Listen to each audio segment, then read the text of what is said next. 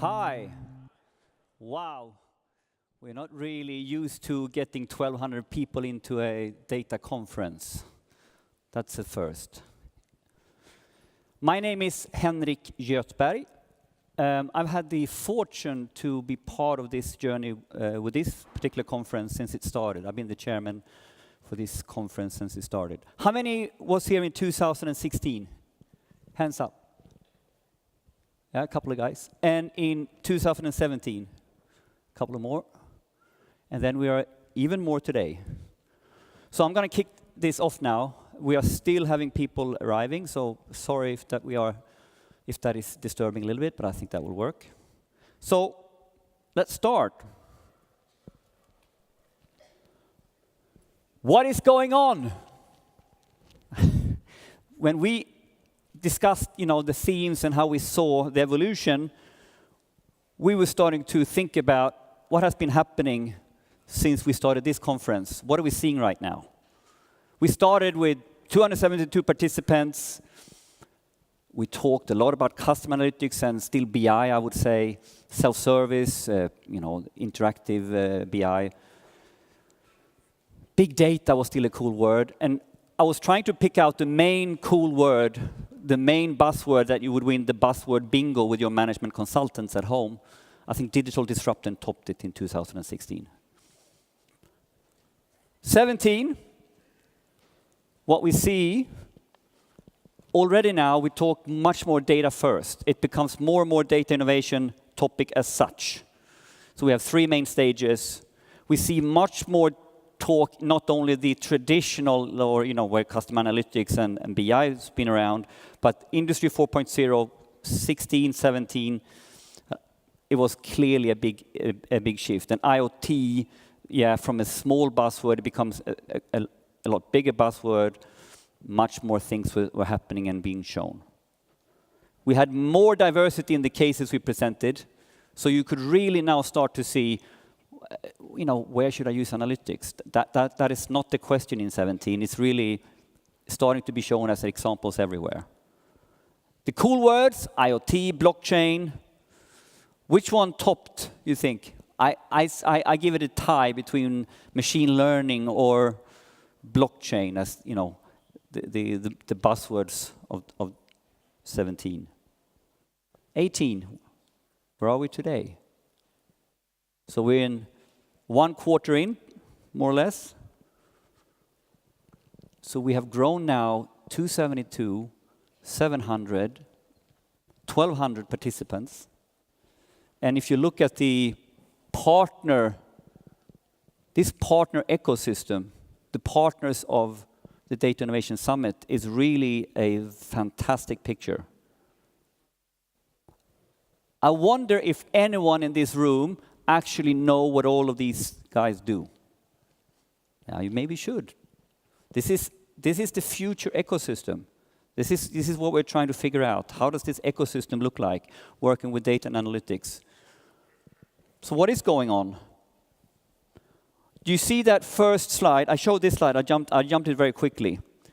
We did a keyword search on data scientists. 972 data scientists you could find on LinkedIn in Sweden if you did a keyword search. So that was a big thing, actually, to not talking about BI, but using the word data science, data scientist. What is a data scientist? So I go now, and we did this keyword search just the other day. And then what we see here, 177,247 data scientists. We can reflect a little about that. 21,000 machine learning experts. 6,000 AI experts. Fantastic. Less analysts and statisticians, by the way. You can make your own conclusions. What's the coolest word today? AI robotics, but it's a big difference. This is now thrown around. These hype words is thrown around on normal news. Yeah? So what is going on? What is going on? I could say, if I try to make it my own power, a great chairman, a great conference made this conference so interesting, so people just kept coming. I could also say, you are right now feeling the digital revolution. You're right now feeling it. So in some ways, we've been talking about the same stuff for the last 2 or 3 years.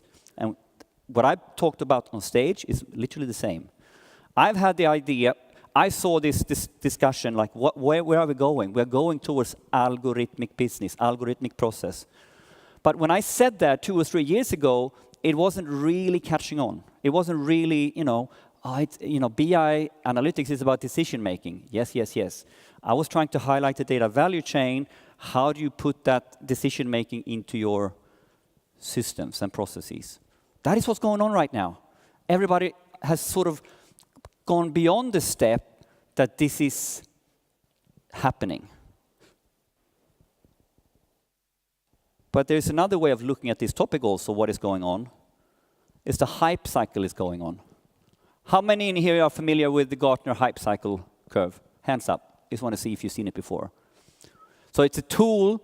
Gartner is a research firm supporting CIOs, CEOs with tech decisions, IT decisions. And the hype cycle is used as a way to have discussions about new technologies. Where is this technology on its hype cycle? Should we invest in it? Should I pay attention to it? Stuff like this. So from this perspective, have a look at this. This is the hype cycle for emerging technologies, the latest released. It's from July 17. The 18 one is not released yet. They usually release it after summer. So you find a couple of the different names here. So I did this.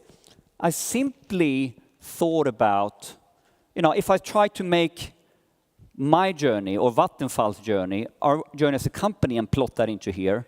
So how does this work when when something comes into my company? This is the stage of the conference buzz. So peak of inflated expectations. If you want to sell conferences, focus on these topics. Yeah? Okay. Then we have what I call POC is king. This is in Vattenfall. POC, you use that word a lot? Proof of concepts. Pilots, it used to be said, but now it's POCs. So what's the problem with the POCs? We do a lot of things. We prove something looks cool, but very soon you come to the fundamental topic, where's the value? Where is the value? Now this is the challenge, my dear friends. This is the challenge that is the fundamental inbuilt into the hype cycle, and ultimately what I think Hyperight and what this conference is all about. Where's the value? And this is the hard fact. When you want to get to the real value, you need to embed whatever new technology, whatever AI, whatever you think about doing in your core processes, right? So when we talk about AI and getting value out of AI and automating our processes, we need to embed them in our processes. Easy, right? I think this is where a lot of us struggle. Easy to do a sandbox, prove something, as a cool visualization and showing this could be really efficient for us, but then you need to embed that algorithm, you need to embed that decision model, whatever you're doing, into your core processes. And this is, I think, where you look at organizations that have been doing decision modeling or are more data-driven from the start, they have an easier ride. For companies that has not been used doing that, this is where the big challenge in some ways lies. So, go from where the value proven in the lab to daily operational value. And I think, for me, this is one of the key things why we are here, all right? To understand where we are and understand these technologies, but ultimately understand what it takes to make value out of it. When we had the Olympics on, someone in some of the interviews, I can't remember who it was, maybe it was Magdalena Forsberg. She's a very smart lady. She said something like, it's one thing to have the motivation or vision to win a gold medal. We can all have a vision, it would be really cool to be gold medalist. But who has the motivation and the vision what to do what it takes to become a gold medalist? So it's one thing that I say on boardroom level, we should do AI. Yeah. We should be data-driven. We should have digital disruption. But if you don't put your words where your mouth is, or if you don't put the fundamentals behind it, how can you expect value? And this is essential. So if this hype curve is really, you can go down to your projects or ideas, that what is happening when you don't realize the value is that, have you really thought through how to embed this, how to operationalize this? So from hype to value, that's what I wanted to spend a couple of more minutes on, to give you some pointers or some ideas that I hope you can take with you throughout the whole conference here today. So how do we do that, from hype to value? Or turning it around. This is hard, so what are the main challenges to take hype to value? I spent Monday, Tuesday, Wednesday in London on the Gartner Data Analytics Summit. Gartner Research, they have a fairly large event. It was 1,200 last year, same size as this is now. I think there's 1,600 this year, so we're catching up. And by the way, some of the speakers here, I think is better than what I saw there. Who was at Gartner? Yeah, a couple of guys. Have a careful look in your pamphlet or in your Wuha. Have you got the app installed? Have you guys you got the app? It's really beneficial with the app. Trying to map out what you really want to see. And I give you a hint. Try to figure out some very, very cool cases in here from some very, very cutting edge things happening in Silicon Valley and even being talked about here today. Someone from Uber, someone, yeah, I'm not going to mention any names, but it's very cool. And also from our partners. So at this conference, the whole keynote, opening keynote, was evolving around 4 keywords as the sort of what is the fundamental challenges when we were trying to do this. For me, it becomes very high level in a way, but I found it very true. Trust, to trust in the data, to trust in the algorithm, to trust in a peer-to-peer network. So it's a lot of the stuff we do in the end. How do we build trust around it? How do we build trust for ourselves that we can do this, and with our communities and with our customers? Diversity. Diversity is a huge topic, but it's not only the whole gender, race, all that discussion, but it's the fundamental diversity you need in order to run data and analytics. You literally need so many different skill sets. So you need cross-functional teams. This is one angle of looking at it more concretely. Another way of looking at it is that some of the best coders in the world, the guys who's really doing the real mathematical stuff, machine learning, AI and stuff like that, they are prone almost to the autistic side. So it really means we need to hire people for their skill sets that are not fitting into the mold of the company you're in today. If I take Vattenfall as an example, we're an engineering company. We're proud engineers. And you can be a nuclear engineer, you can be a hydro engineer, you can be a wind farm engineer. But we're engineers.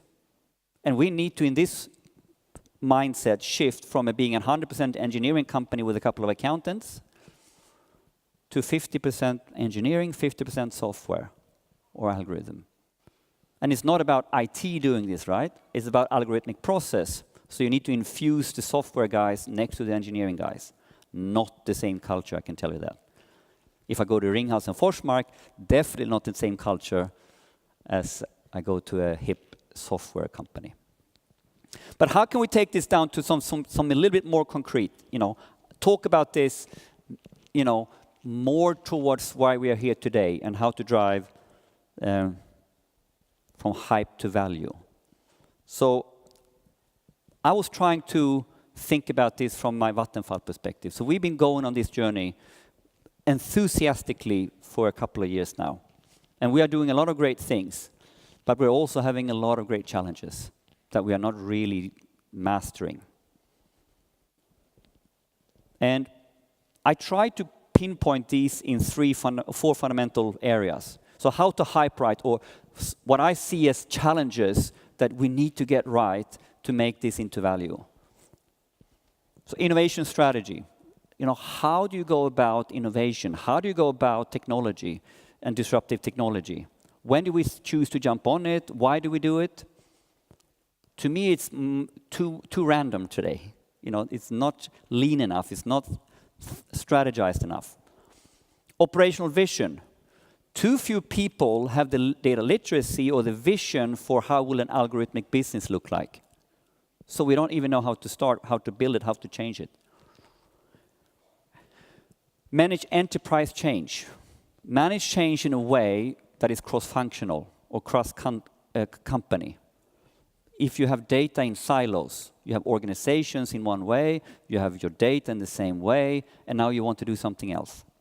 So even if you're a small company or a big company, when I mean enterprise change, is managing change across your organization. It needs to play together. And then ultimately, value comes from execution and adoption. I can do the coolest project, I can do the coolest system, I can have the nicest PowerPoints, but if I don't do it day to day, in and out, I don't adopt it, where's the value? Where's the real value? So, and it can be all about fact-based decision making, so adopting that way of working, all the way down to algorithmic processes. So 4 slides on these 4 topics. Innovation strategy. Just laying out one example. At the conference last year, which is called European Utility Week. So this is an industry conference in the energy business where I work. And I was moderating in the digitalization track. And we use this as a compass to think about, what do we do in the energy space? Which technologies should we think about? What opportunities do they bring to us, in the whole company? How can I use this technology? And ultimately, if I want to use this technology, how do I need to reinvent my existing operating model or processes? Or is this a new business model? How do I generate that? And when I have that kind of blueprint thinking, how do I go about transforming the business, transforming the operations? And operations for me is the classical, people, process, technology. Oh, don't forget data. Yeah. If you see a management consultant who hasn't added data to the slide, kick them out. Yeah? Operational vision. This is one of the key things. I had this slide up last year. I'm trying to get ahead on this people, process, technology, data, but from a data and analytics perspective, a little bit more, what do I mean? What do we really mean? So you really need to think about how you're going to work with your technology. Are you going to do it application-centric, silo for each new, I have a really cool idea what I want to do, I'll build the whole stack all over again. Or do you want to go digital platform and build data provisioning, a pipeline that is strong, and then have apps or something, all these ideas, you need to think about it. Operations. What goes into the operations of the pipeline? It's not only data science, it's how we manage the data to get there. And ultimately, it's about working cross-functional, many disciplines agile. Business outcomes, never forget, start with what are we trying to achieve here, and to be good at explaining and defining that and putting metrics to that. And then on the softer side, how do we deal with innovation and how do we deal with fundamentally data talent and data literacy? So data literacy is a fundamental challenge here for a lot of organizations. We really don't know how we should talk about this. We don't have the language in the upper middle management or CEO levels if we haven't done data before. So we need to be much, much stronger here. And then the managed change topic. Ultimately, what makes this an enterprise change, or what makes this so hard, you need to look at this as a product multiplier to get to revenue. So if I take one of those ideas out, I don't have a business case, or I don't have the talent, or I don't have the technology, or I don't have the processes, your result is 0. That's the hard part here. So go and buying a lot of technology, but having no one to operate it won't get you anywhere.